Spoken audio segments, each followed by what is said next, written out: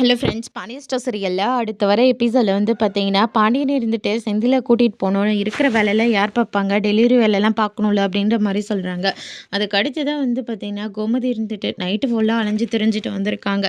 இப்போ போய் நம்ம அவங்கள வேலை வாங்கணுமா, கொஞ்ச நேரம் ரெஸ்ட் எடுக்கட்டுமேங்க அப்படின்ற மாதிரி சொல்லிடுறாங்க. அதுக்கு அடுத்ததான் மீனா இருந்துட்டு எதுக்காக வாக்குவாதம், பேசாமல் எல்லாருமே இன்னைக்கு வீட்லேயே இருக்கலாமே, ஒரு நாள் கடைக்கு லீவ் விட்டுறலாம் அப்படின்ற மாதிரி சொல்லிடுறாங்க.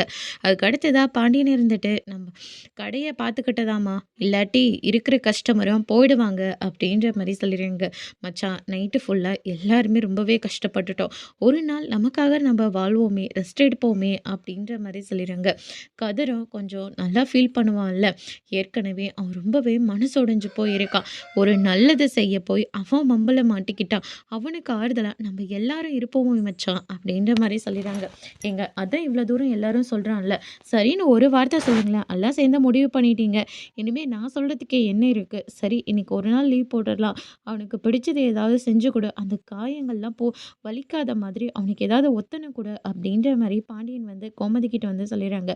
அடுத்ததா ராஜு ரூமுக்கு போறாங்க. கதிர் வந்து ராஜுக்காக தான் வெயிட் பண்ணிட்டு இருக்காங்க. வெளியே உட்காந்துட்டு இருக்கலாம்ல கொஞ்ச நேரம். இல்ல நான் உன் கூட பேசணும். நீ எதுக்கு ரொம்ப வருத்தப்பட்டுட்டியா? ரொம்ப பயந்து போயிட்டியா?